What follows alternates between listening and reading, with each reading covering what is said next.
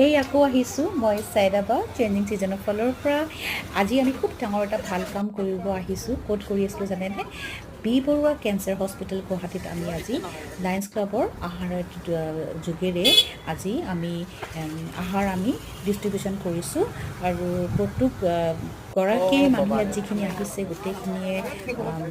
খাই খুব ভাল পাইছে আৰু মই একচুৱেলি ভিতৰখন কিয় কৈছোঁ মোৰ খুব ভাল লাগে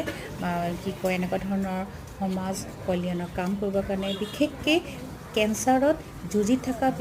মানুহখিনিৰ সকলৰ লগত মই সদায় আছোঁ মই আজিয়ে নহয় মই আজি কেইবাবছৰৰ পৰা মই তেওঁলোকৰ লগত আছোঁ আৰু সহায় কৰি থাকোঁ কিন্তু মই কেতিয়াও ছ'চিয়েল মিডিয়াত নেদেখুৱাই এবাৰ প্ৰথমবাৰ মই